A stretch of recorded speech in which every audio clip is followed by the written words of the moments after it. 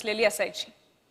अंगात लाल बिनकाठाचं लुगडं, डोक्यावरचा पदर दोन्ही कानामागे मुडपलेला.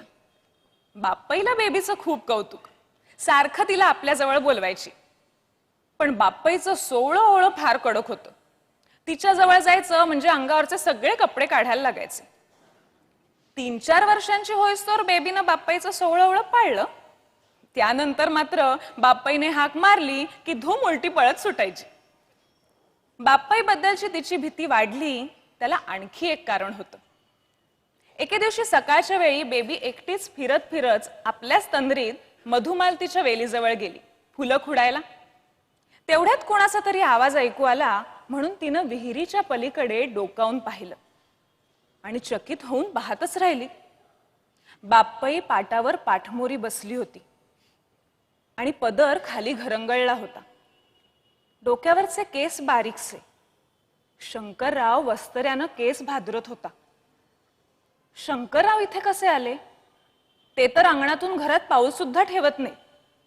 बेबी थक्क झाल्यासारखी बघत होती. तिचे डोळे विस्फारलेले. शंकररावांनी बेबीला पाहिलं आणि लगबगीनं म्हणाले, जा बरं घरला, इथं असं उभं राहायचं नाही.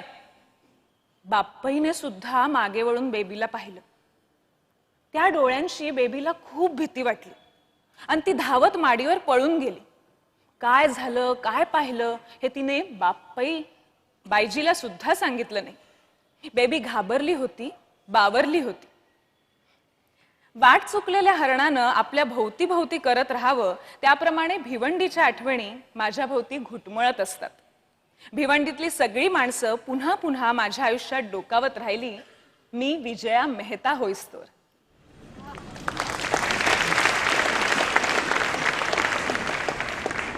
मी नीना.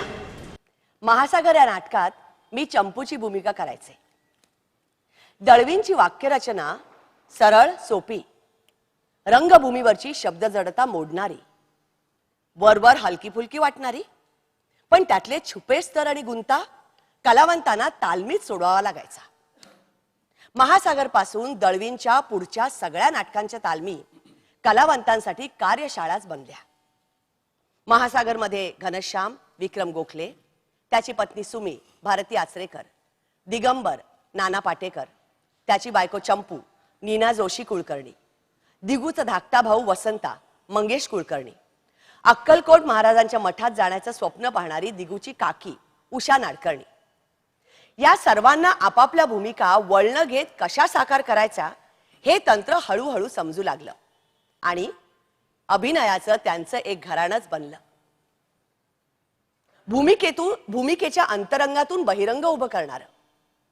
महासागरच्या तालमीत एखादा साक्षात्कार व्हावा तशी अकस्मात सुटलेली नटांची अभिनय विषयक काही कोडी अजूनही आठवत आहेत आणि त्यांच्या पदरात लखकन पडलेले क्षणही. दिग्दर्शक म्हणून मी तालमीत कधीही वाक्य कसं बोलायचं, कसं चालायचं हे करून दाखवत नाही. तसं केल्यानं कलावंताची उपजत ऊर्जा झाकोळते असं माझं ठाम मत. त्यामुळे सर्व कलाकारांना तालमीत स्वतःचा शोध घेतल्याशिवाय गत्यंतरच नसतं.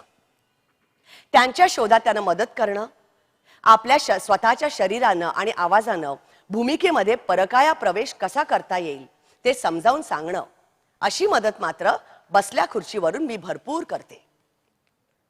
महासागरमध्ये 22 वर्षांच्या नीनाची उडालेली तारांबळ मला आठवते. नीना दिसायला नाजूक, सुंदर, जीन्स घालणारी, फाड फाड इंग्रजी बोलणारी. तिला चंपूची भूमिका करायची. 5 वर्षांच्या जुळ्या मुलींची आई, सासू, चुलत सासू, वेडसर दीर, नवरा या सगळ्यांचं करण्याच्या रगाड्यात कावलेली. बिचारी नीना केर काढताना झाडू हॉकी स्टिक सारखी फिरवायची. सगळ्यांच्या हातात चहाचे कप देताना ब्युटी क्वीन वाटायची. आपल्याला चंपूची भूमिका सापडत नाही असं वाटलं की रडायची. तिच्या तालमी बंद करून तिला होमवर्क दिलं. घरी राहून सतत कामात गडलेल्या आईकडे किंवा घरकाम करणाऱ्या बाईकडे पहा. एका बाजूला खोचलेला निरा आणि पदर, पोलक्यामधून पोटाची उघडी पट्टी दिसत नाही, पोट संपूर्ण झाकलेलं, खांदे पुढे झुकलेले, हात धुतलेत म्हणून ओले, नखांवर नेल पॉलिश नाही, आंबाड्याच्या गाठीतून सुटलेले बुरबुरणारे 4-5 केस कपाळावर, ते सावरण्याची घाम टिपण्याची लखब. तिसऱ्या दिवशी नीना तालमीला आली. झाडू काढायची आणि बाहेरच्या खोलीत वेगवेगळ्या कोपऱ्यात बसलेल्या काकू, आई आणि वसंताच्या हाती चहाचे कप द्यायचे, एवढीच तालीम. जमिनीवर खूप कागदाचे कपटे टाकले होते, ते सगळे गोळा करून कोपऱ्यातल्या कचऱ्याच्या टोपलीत टाकायचे. चहाचे कप सर्वांच्या पुढे लगबगीने ठेवताना अजून दोन्ही मुलींच्या वेणा घालायच्यात, दप्तर भरायची आहेत, हा पुढील कामाचा छळणारा विचार डोक्यात चालू द्यायचा. नीनानं तालीम केली. भरभर चालणं, डोक्यात विचारांची गर्दी, चेहरा थोडा ओढलेला, खांदे पुढे झुकलेले, हात आणि पाय काम करणाऱ्या गृहिणीचे, वय तिशीकडे झुकणार. नीनाला चंपू सापडली होती. तालीम संपली. नीना माझ्या शेजारी येऊन बसली. रडणं सुरू. आता का रडतेस, तुला सापडली चंपू, असं म्हणताच मला मिठी मारून आणखी रडू, पण यावेळी आनंदानं. असे क्षण गवसणं हा अभिनय कलेतील एक अत्यंत सुखद अनुभव.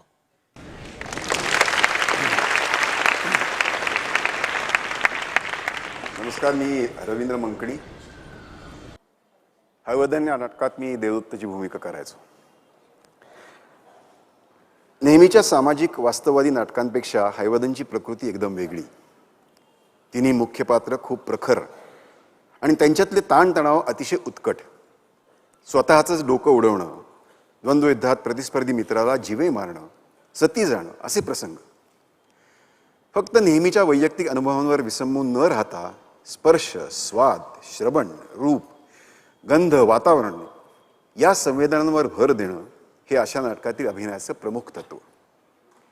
रवी, उदय आणि रेखा यांनी माझ्याबरोबर बरेच दिवस त्यावर खूप मेहनत घेतली.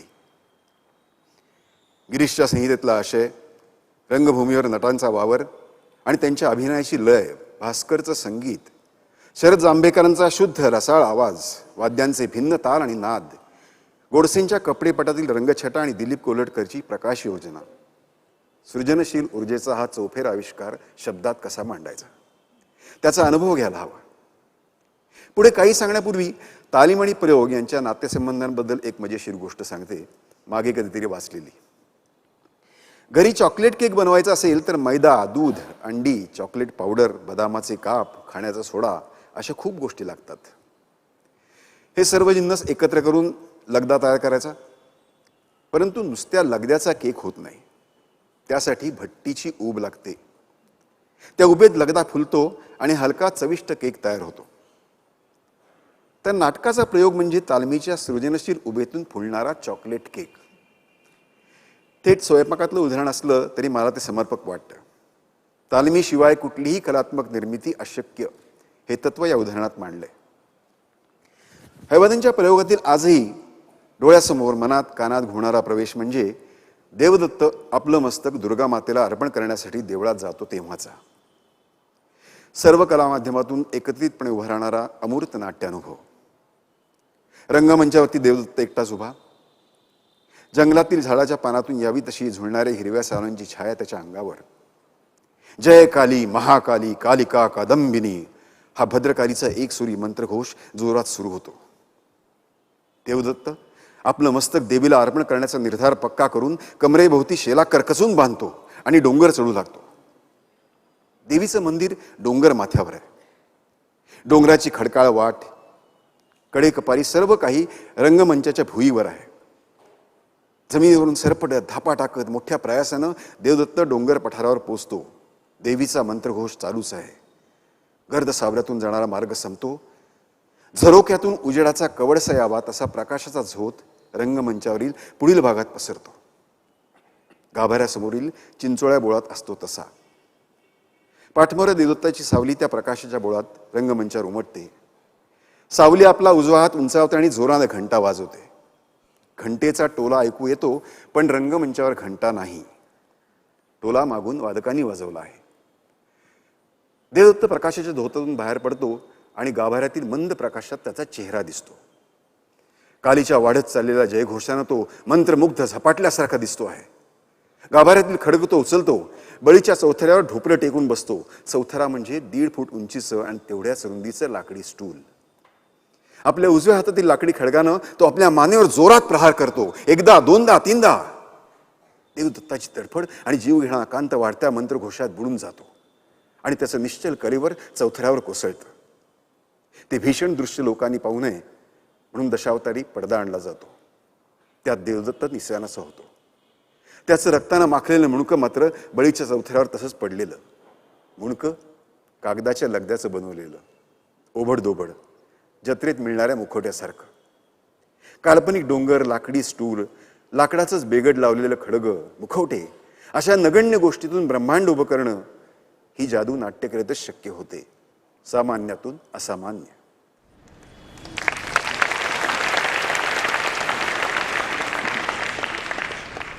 नमस्कार, मी रीमा. मादी. तेंडुलकर त्या काळात स्त्री पुरुष नात्यांवर अतिशय तरल आणि मनस्वी एकांकिका लिहित असत.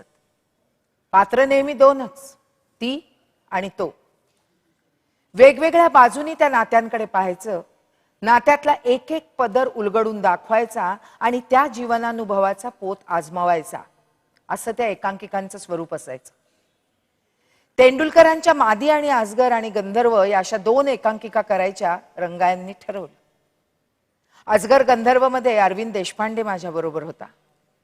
मादीमध्ये डॉक्टर लागूंनी काम करावं अशी तेंडुलकरांची आणि माझी खूप इच्छा होती. हरीन खोटेबरोबर लग्न झालं होतं माझं आणि मी जमशेदपूरला राहत होते तेव्हा. तर मी जमशेदपूरला असताना तेंडुलकर नेहमी पत्रात डॉक्टरांविषयी लिहित असत. तुम्ही आता मुंबईत नाही, पण तुमची उणीव पुण्याच्या PDAचे डॉक्टर लागू हे बऱ्याच अंशी भरून काढतात, असं तेंडुलकरांनी एकदा मला पत्रात लिहिलं होतं. वेड्याचं घर उन्हात मधली डॉक्टरांची भूमिका मी पाहिली होती. त्यांची अभिनय शैली मला खूप आवडली होती. डॉक्टर मादीत काम करायला तयार झाले. फक्त शनिवारी रविवारी ते तालमीसाठी मुंबईला येणार असं ठरलं. भुलाबाई मधल्या लहान दालनात किंवा गच्चीवर मादीचे सुरुवातीचे काही प्रयोग झाले. जास्तीत जास्त 100 प्रेक्षक बसू शकतील एवढीच जागा. बऱ्याचदा प्रयोग करताना मी आणि डॉक्टर या अंतरापेक्षा आम्ही दोघं आणि प्रेक्षक हे अंतर कमी असायचं. निसी म्युझिकल चक्रावून गेला. मादीच्या प्रयोगाला तो क्लोजअप अनुभव असं म्हणायचा. प्रयोगात मी एका बाजूनी दुसऱ्या बाजूला जात असताना पहिल्या रांगेतल्या प्रेक्षकांना बऱ्याचदा माझा असा पदर स्पर्श करून जायचा. का ते ठाऊक नाही, परंतु दुर्गाबाईंना म्हणजे माझ्या सासूबाई दुर्गाबाई खोटेंना या गोष्टीचं भारी कौतुक वाटायचं. पदराच्या स्पर्शाने प्रेक्षक आणि मी यांच्यातली अस्पष्ट रेषा संपत असे. डॉक्टर आणि माझ्या भूमिकेतला ताण हे मादीचं मोठं वैशिष्ट्य. वास्तववादी अभिनयाचं ते एक उत्तम उदाहरण होतं असं माझं अजूनही मत आहे. दोन्ही पात्र एकमेकात बरेच दिवस गुरफटलेली, परंतु ती आता कंटाळली. तिला सुटका हवी आहे. सगळ्या गोष्टींचा व्यवस्थित विचार करून दूर व्हावं म्हणून दोघं ठरवून भेटतात. प्रत्यक्षात मात्र सगळं वेगळंच व्हायला लागतं. मनात एक असतं, बोललं जातं दुसरंच.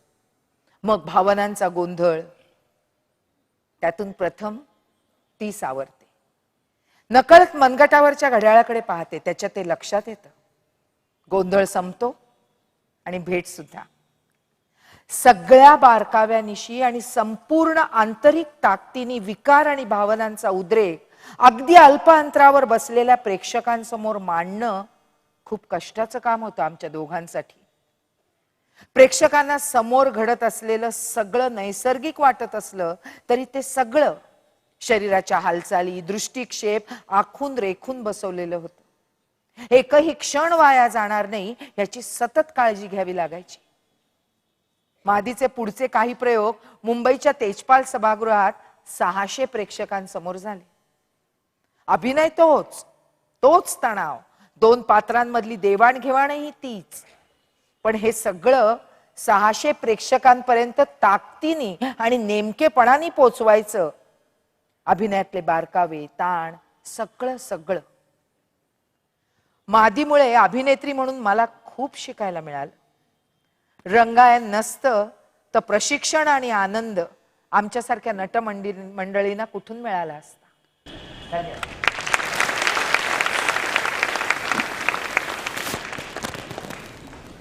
नमस्कार, मी मंगेश कुलकर्णी. होळी रंगांच्या वर्कशॉपमधून केलेली महेशची दुसरी एकांकिका होळी. या होळीमध्ये लालूची भूमिका मी केली होती. कॉलेजच्या हॉस्टेलमध्ये राहणारे तरुण विद्यार्थी, त्यांच्यातली अनावर अनिर्बंध ऊर्जा, त्यांचं दिशाहीन भरकटणं, हे सगळं भेदकपणे मांडणारी ही दृश्य मालिका महेशनं होळीमध्ये उत्तम चितारली होती. रंगांच्या वर्कशॉपमधले सगळे कलावंत जवळपास कॅम्पसमधल्या विद्यार्थ्यांच्याच वयाचे. इम्प्रोव्हायझेशनच्या मदतीनं त्यांनी होळीमधली आपापसातली नाती हुडकून काढली. कॉमन रूम, कॅन्टीनमधला माहोल, कॅम्पसमधलं एकूण वातावरण, विद्यार्थ्यांची बोलीभाषा, असे सगळे तपशील मिळवून मग आम्ही सगळे संहितेकडे वळलो. होळीचे प्रयोग कॉलेजच्या लेक्चर हॉलमध्ये होत असत. सगळे प्रसंग आपल्यासमोर आत्ता या क्षणी साक्षात घडतायत असं प्रेक्षकांना वाटायचं.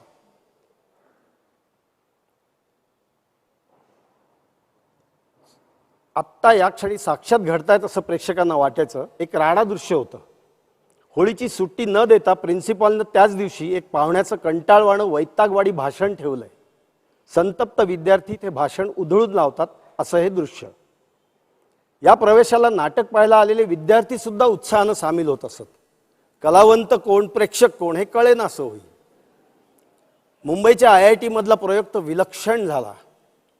राड्याच्या सीनमध्ये प्रेक्षकातले विद्यार्थी सामील झाले. 5 मिनिटांचा प्रवेश 15 मिनिटं झाला तरी संपेना.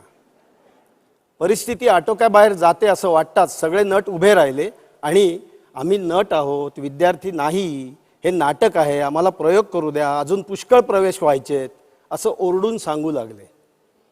थोड्या वेळानं सगळं सुरळीत झालं आणि एकांकिका पुढे सुरू झाली. रॅगिंगचा प्रवेश प्रेक्षकांना अस्वस्थ करणारा.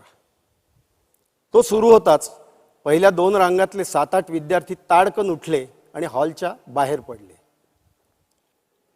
प्रयोग खूप रंगला. नंतरची चर्चा सुद्धा.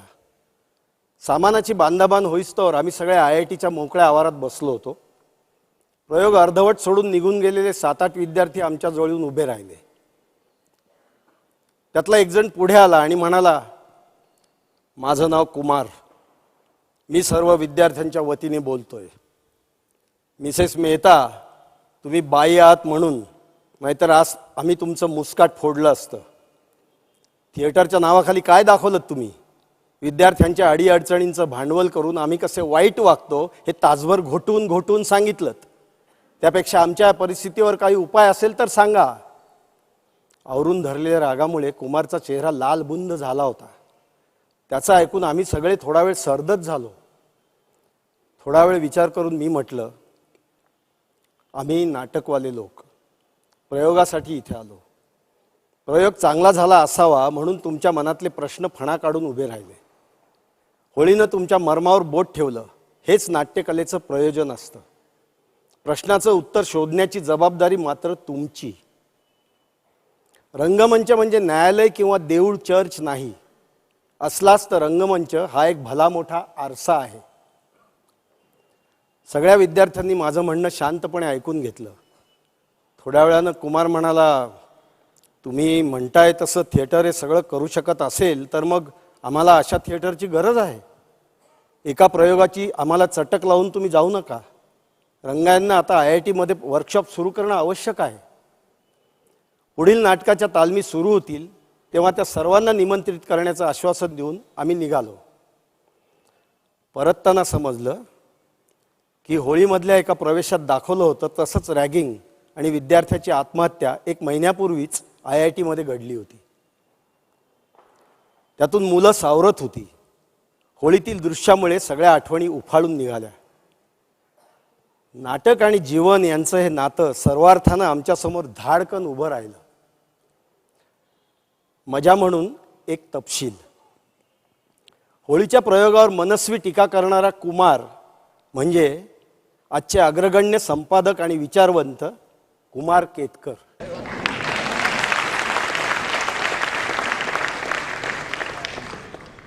मी प्रदीप वेलणकर. मी वाचतोय ब्रेस्ट आला मराठीत, अर्थात अजब न्याय वर्तुळाचा. लोकमान्य रंगमंचावरचं माझं दुसरं वर्ष जादूची कांडी फिरावी तसं लखलखीत सुरू झालं. महत्वाच्या घटना बऱ्याचदा अपघाताने घडतात आणि संधी दार ठोठावत उभी राहते. ती पकडणं हे महत्वाचं, आणि मी तेच केलं. मुंबईमध्ये इंटरनॅशनल थिएटर इन्स्टिट्यूट तर्फे एक परिषद आयोजली होती. तिथे मला पूर्व जर्मनीचे दिग्दर्शक प्रोफेसर फ्रिट्स बेनेविट्स भेटले, खुद्द ब्रेस्टचे विद्यार्थी आणि सहदिग्दर्शक. गप्पांच्या ओघामध्ये ब्रेस्टच्या गुड वुमनचं रूपांतर मला कसं जमलं नाही हे मी त्यांना सांगितलं. ते लक्षपूर्वक सगळं ऐकत होते. बेनेविट्सचा आवाज पार जर्मन खर्जातला. अचानक वाक्य सुरू करायची सवय. त्यांनी पटकन विचारलं, तू आणि मी एकत्र ब्रेस्टच्या नाटकावर काम करूया? भारतीय रंगभूमी मला समजून घ्यायची आणि तुला ब्रेस्टची विचार पद्धती शिकायची. दोघांनी एकत्र काम केलं तर निर्मिती सर्व बाजूनी संपन्न होईल. भारत आणि GDRच्या होणाऱ्या सांस्कृतिक देवाणघेवाणीच्या अंतर्गत मी 9 महिन्यांनी पुन्हा भारतात येणार आहे, आणि तुझा होकार असेल तर मुंबईत काम करू आपण. अर्थातच मी होकार दिला आणि पुढे आयुष्यभर माझ्या कलागुणांवर विश्वास ठेवणारा, माझ्यावर, फारोख आणि मुलांवरती मैत्री आणि प्रेमाचा वर्षाव करणारा सहकारी त्या अर्ध्या तासात मला मिळाला, याची जाणीव मला त्यावेळी नव्हती. कॉकेशियन चॉक सर्कल हे नाटक बेनेविट्सने सुचवलं, मी मान्य केलं. नाटक मी वाचलं होतं. भारतीय बाजात त्याचं चपखल रूपांतर करता येईल याची मला खात्री होती. आंतरराष्ट्रीय सांस्कृतिक करारानुसार परदेशी वकिलतीच्या मदतीने उभा राहणारा हा भारतातील पहिला कला प्रकल्प होता. रूपांतर करण्यासाठी मी चिंत्रेम खानोलकरांची मदत घेण्याचं ठरवलं. ब्रेस्टचा पिंड कवीचा, तो खानोलकरांसारख्या कवी मनाला भिडावा ही अपेक्षा. खानोलकरांनी रूपांतरित नाटकासाठी नाव सुचवलं अजब न्याय वर्तुळाचं. ब्रेस्टच्या या फिरत्या न्यायालयाचा न्यायाधीश होता अजधाक. खानोलकरांनी त्याला बनवला अजबदास. दासीचं नाव गृषे, ती बनली हंसी. अजब न्यायांची जुळवाजुळव आणि प्रत्यक्ष तालमी उभ्या करताना अनेक लहान मोठे चमत्कार घडत राहिले. पहिला चमत्कार माझी बेनेविट्सशी अचानक झालेली भेट. दुसरा चमत्कार खानोलकर. तिसरा चमत्कार भास्कर चंदावरकर. आणि तालमींमध्ये अनेक. पीटर ब्रूक म्हणतात त्याप्रमाणे बरेचदा खूप मेहनत घेऊन निर्माण झालेल्या अनेक छोट्या छोट्या चमत्कारातून चिरंजीवी कलाकृती उभी राहते. बर्लिनचा पहिला प्रयोग अक्षरशः उसळला. मूळ जर्मन संहिता सर्व प्रेक्षकांना अथपासून इथेपर्यंत परिचयाची होती. भारतीय लोकनाट्यातील उत्स्फूर्त आणि मुक्त अभिनय, त्याला चढलेला लय तालबद्दल संगीताचा साज आणि त्यातून जिवंत होणारी ब्रेस्टची संहिता. प्रयोगाची पट्टीच अपूर्व लागली होती. सगळेच कलावंत झपाटल्यागत रंगमंचावरती उतरले. प्रत्येक प्रवेश, त्याचा ओघ आणि प्रयोजन शब्दार्थाशिवाय प्रेक्षकापर्यंत पोहोचवायचाच या जिद्दीने. कर्टन कॉल नावाचा प्रकार आम्ही सगळ्यांनी जर्मनीत पहिल्यांदा अनुभवला. नाटकाचा प्रयोग संपला की सगळ्या कलावंतांनी रंगमंचावरती येऊन प्रेक्षकांना नमस्कार करायचा. टाळ्या वाजल्या की पुन्हा एकदा. एवढी पूर्वतयारी केली होती, पण कर्टन कॉल सुरूच राहिला तर नमस्कार तरी किती वेळा करायचा? म्हणजे विंधळ्यासारखं ओळीने आत जायचं, टाळ्यांचं गजर वाढलं की पुन्हा बाहेर यायचं, नमस्कार करायचा की पुन्हा आत. हेच सुरू होतं. हजारो मैल दूर येऊन आपण अत्यंत यशस्वी प्रयोग केला याचा आम्हा सर्वांना झालेला आनंद शब्दातून व्यक्त करणे ही कठीण आहे. त्या भन्नाट क्षणांचा अर्थ बऱ्याच वर्षानंतर पीटर ब्रूक्सशी बोलताना मला उलगडला.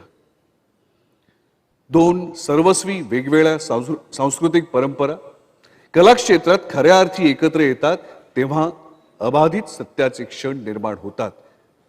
ते अबाधित सत्य जर्मनीच्या प्रयोगात आम्ही सगळ्यांनी अनुभवलं.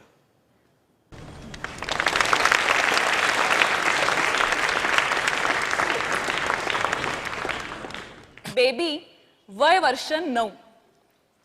बेबीला रतिलाल मॅन्शन मध्ये बाबासाहेब कर्णिकांशी गप्पा मारायला खूप आवडे.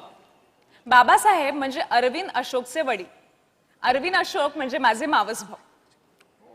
एम.एन. रॉय बाबासाहेबांचे मुख्य. त्यांच्याविषयी खूप गोष्टी बाबासाहेब सांगत. इंडिपेंडंट इंडियाचे एडिटर होते म्हणून सतत ऑफिसमध्ये बसून काहीतरी लिहित असत.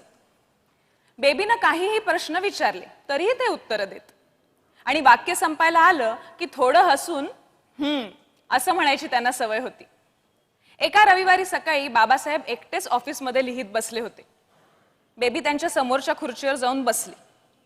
बाबासाहेबांना तिची चुळबुळ जाणवली. त्यांनी वर तिच्याकडे पाहिलं आणि म्हणाले, बोला. मनात प्रथम प्रश्न आला तो तिने विचारला, तुम्ही उपास का करत नाही? आणि एम.एन. रॉय सुद्धा? मी संकष्टीचा करते. बेबीनं अचानक विचारलेल्या प्रश्नाची बाबासाहेबांना गंमतच वाटली. त्यांनी हातातलं काम बाजूला ठेवलं आणि तिच्याशी बोलू लागले. तू का करतेस उपास? बायजी सांगते म्हणून. पण तुला काय वाटतं? संकष्टीचा उपास केला की गणपती बाप्पा खुश होतो आणि परीक्षेत चांगले मार्क मिळतात. पेपर्स तू लिहितेस की गणपती? मी. मग तू अभ्यास न करता पेपर लिहिलास तर मी नापास होईन. म्हणजे अभ्यास करून पास होण्याची जबाबदारी तुझी. मग गणपतीला कशाला उगाच आपला सेक्रेटरी बनवायचा? म्हणून उपास करणं चुकीचं असं एम.एन. रॉय म्हणतात. बाबासाहेब हसून म्हणाले,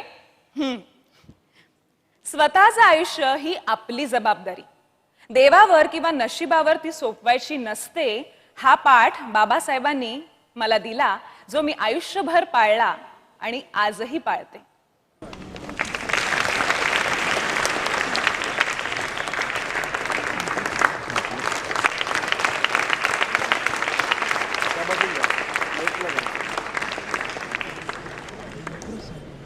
हमीदाबाई की कोठी यात मी शब्बोची भूमिका करायचे आणि मी सईदाची भूमिका. हवेली बुलंद थी नंतर हमीदाबाई की कोठी हाती घेतलं. हमीदाबाईचा प्रयोग म्हणजे भास्कर चंदावरकरच्या संगीतानं नटलेली दृकश्राव्य मैफलच. तिची टेलिफिल्म करण्याचा अनुभव आगळाच. प्रेक्षागारात रंगणारी मैफल कॅमेऱ्यात बंदिस्त करायची आणि मग टीव्हीच्या लहानच्या पडद्यावर फुलवायची. या माध्यमांतरात A.K. बीर यांचा कॅमेरा, भास्करचं संगीत आणि कोठीची वास्तू यांच्या मुख्य भूमिका आणि त्या अप्रतिम झाल्या. त्या तुलनेत आम्ही नटमंडळी गौण भूमिकेत. आम्ही आमची जबाबदारी चोख पार पाडली. कोठीचं लोकेशन माणिकताई वर्मा म्हणजे माझ्या आई यांच्या ओळखीनं मिळालं.